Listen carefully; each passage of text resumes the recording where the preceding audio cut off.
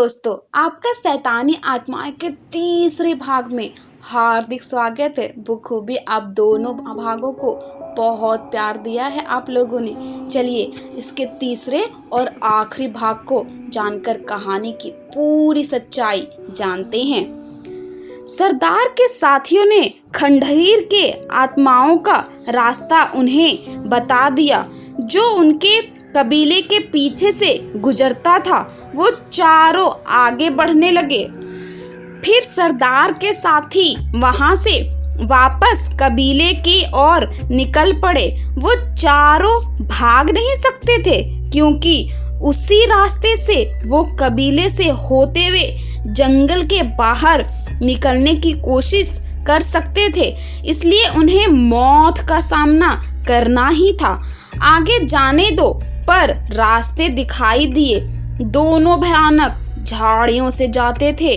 राजवी दाई और खंडहर आत्माओं का इलाका है। आगे जाने पर बाईं ओर से उस पहाड़ी तक जाने का रास्ता है जहां वो भयंकर चुड़ैल नर्तिका का वास है। चलो बाईं ओर चलते हैं। नारंग, कहीं भी चलो, सामना तो मौत से ही होगा। अंकित, जो होगा देख लेंगे। बच्चों को हम किसी भी हाल में उन आत्माओं से मुक्त करके रहेंगे। सुधीर, अब आगे बढ़ते हैं। चाकुओं से जंगली झाड़ियां काटते हुए वो सभी आगे बढ़ रहे थे। अजीब सा भयानक सन्नाटा पसरा हुआ था। सूरज की रोशनी को बड़े बड़े भयंकर पेड़ों ने ढक दिया था। दिन में भी रात की मौजूदगी हो रही थी। अचानक ही तेजी से आती कोई झाड़ियों से गुजरी। उन सभी की धड़कनें तेज हो गई। दिल से डर का माहौल बन गया। सुधीर, शायद कोई जानवर था, आगे बढ़ो। नारंग, भगवान करे कोई जानवर ही हो। कि तभी अचानक झाड़ियों में और ज्यादा हलचल होने लगी। हर तरफ से ऐसा लग रहा था मानो कोई आसपास घनी झाड़ियों में घूम रहा हो। तभी उन्हें कोई चमकती डरावनी आंखें नजर आई। धड़कनें तेज थी। अचानक से कई भयंकर साए उनके पास आने लगी। कद में छोटे बड़े नाखून, लाल शरीर, एक बड़ी डरावनी एक आंख, माथे पे ये सिंह। 10-15 भूखे शैतान उनके सामने आसपास खड़े हो गए। अचानक इन्होंने हमला कर दिया। उनकी भयंकर चीखें गूंज रही थी। नारंग, ये कैसे शैतान हैं? अंकित, डरो मत, बस चाकू से वार करते जाओ। उन्होंने हिम्मत से काम लिया। अपने चाकुओं के वार से उन शैतानों को चीरने लगे। हरा द्रव चाकू लगते ही उनसे बह रहे थे। कई नाखून लगने से चाबी थोड़ी घायल हो चुकी थी, पर उन्होंने हार नहीं मानी और सारे शैतानों को खत्म कर दिया। इस अचानक से आई हुई से वे लोग बच गए। वो लोग आगे बढ़ने लगे। अब उनके सामने वो भयंकर पहाड़ी आ चुकी थी। रात भी होने वाली थी। वो पहाड़ी चढ़ने लगे। पहाड़ी पूरी तरह लाल पत्तों से भरी हुई थी, जिनमें से रक्त जैसा ही द्रव्य बह रहा था। वो धीरे धीरे आगे बढ़ रहे थे। टॉर्च के सहारे वो अंधेरे में उस चुड़ैल को खोज रहे थे। अचानक ही एक बड़े जानवर की भयंकर चीख उन्हें सुनाई दी, जैसे उस जानवर को किसी ने बुरी तरह मारा हो। वो सभी सहम गए। धड़कनें तेज हो उठी। वो फिर धीरे धीरे आगे बढ़ने लगे। तभी टॉर्च के सहारे उन्होंने देखा कि एक जंगली सूअर जो काफी बड़ा था, तड़प रहा था, उसे बुरी तरह चीर गया था। तभी सभी ने टॉर्च उस तरफ की, सभी के रोंगटे खड़े हो गए। सूअर के पेट से उनका मांस खाती हुई एक भयानक चुड़ैल उन्हें नजर आई थी। तभी वो चुड़ैल रुक गई। उसने अपना मुंह उनकी तरफ घुमाया। उसके मुंह में अभी भी सूअर की अतड़ियां थी। पूरा शरीर लाल, नीली आंखें, लंबी चोटी, काले नाखून, भयानक दांत, नुकीले धारदार नाखून, कद में उनसे 2 गुनी बड़ी, गुस्से से उन्हें घूर रही थी। उसके इलाके में आकर उन्होंने गलती कर दी थी। तभी चुड़ैल ने सूअर की हड्डी निकाली और उनकी तरफ दे मारी। सुधीर के हाथ की टॉर्च हड्डी लगने से गिर गई। वो उठी और पूरी ताकत से अजीब आवाज से में चिल्लाई। चारों यहाँ वहाँ भागने लगे, सब एक दूसरे से दूर। वो चुड़ैल उन्हें खोजे जा रही थी।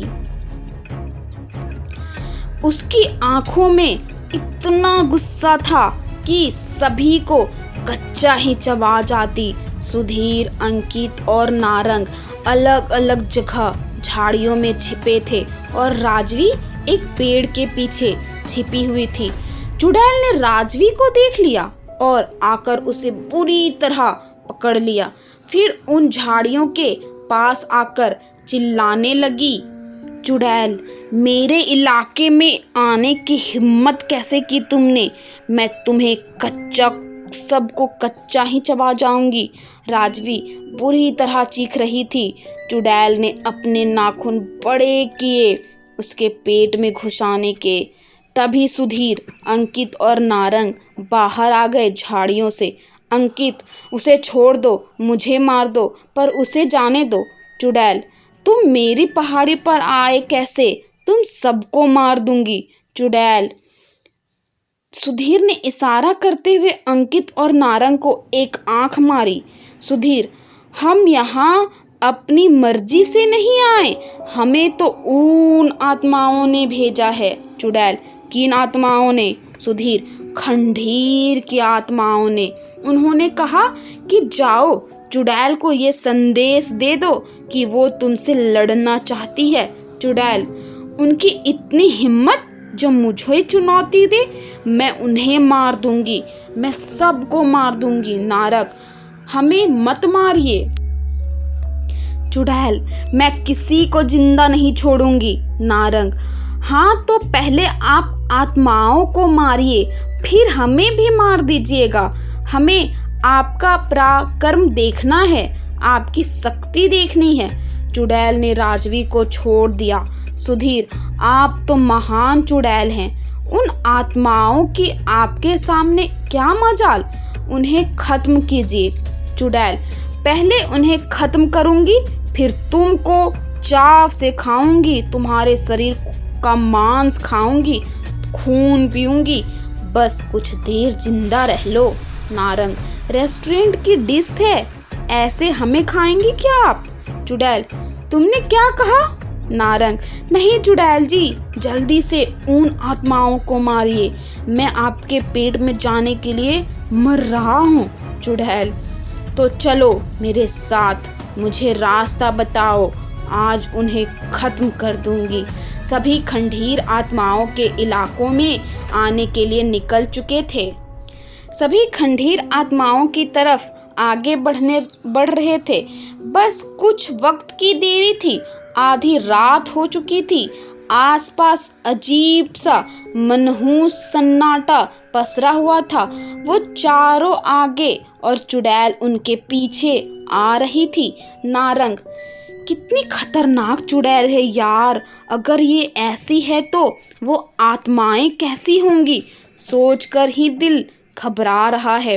अंकित, दिल तो मेरा भी घबरा रहा है। सुधीर, सभी चुपके से सुनो, चुड़ैल और आत्माएं जब आपस में लड़ेंगी तब हम चुपके से बच्चों को वहाँ से निकाल कर निकल जाएंगे। राजवी, मुझे एक और रास्ता पता है जहाँ से हम कबीले वालों से बचकर निकल जाएंगे। अंकित, ये अच्छा आइडिया है। चुड़ैल, क्या बकबक चल रही है तुम्हारी? मुझे भूख लग रही है। चुप नहीं रहे तो सभी को अभी कच्चा चबा जाऊंगी। तभी उनके सामने उसी जंगल में बसा खंडीर का जंगल आ गया। इसलिए उन आत्माओं को खंडीर की आत्माएं कहते हैं। जंगल पूरा काले पेड़ पत्तियों का बना था। घना कोहरा भी छाया था। उन्होंने चुड़ैल को आगे कर दिया। चुड़ैल ने कुछ मंत्र बड़बड़ाए। उसके लाल शरीर से लाल रोशनी बाहर निकलने लगी जो काफी प्रकाश पैदा कर रही थी। देखते ही देखते उस जंगल की असलियत बाहर आने लगी। पेड़ों पर सियार के कटे सिर लटके हुए थे, जिनकी गर्दन से खून उन पेड़ों पर बह रहे थे। अचानक ही असंख्यक बलियों की आवाजें आने लगी। चारों एकदम सहम गए।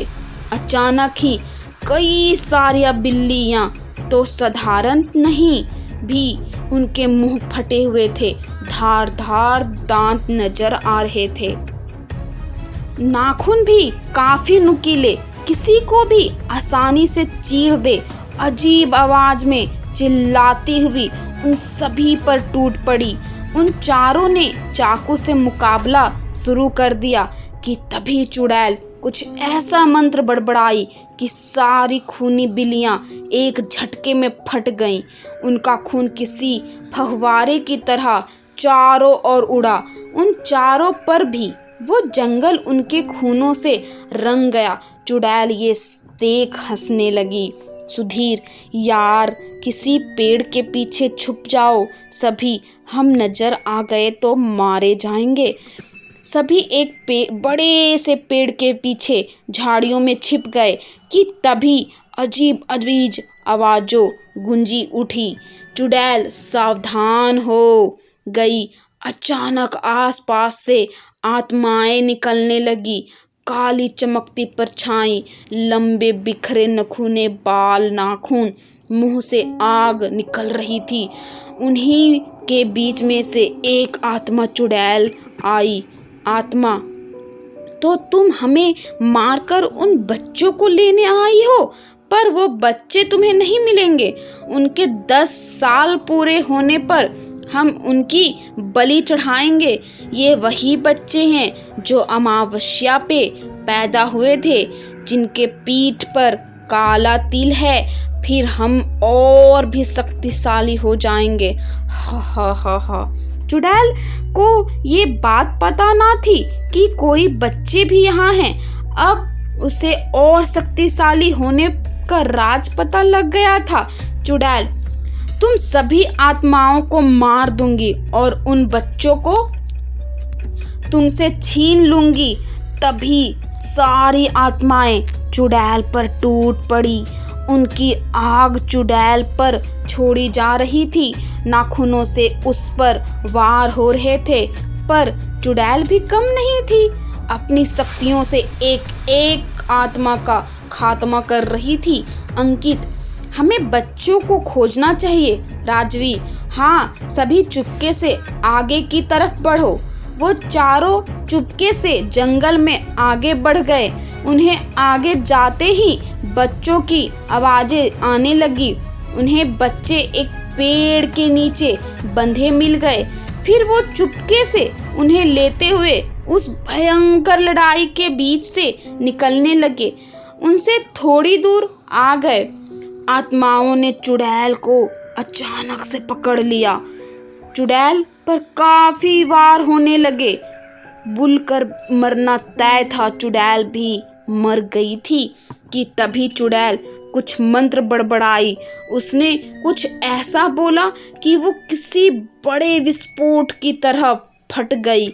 उससे किसकी इतनी रोशनी निकली से सारी आत्माएं जलकर राख हो गई और चुड़ैल भी उसी के विस्फोट से मारी गई।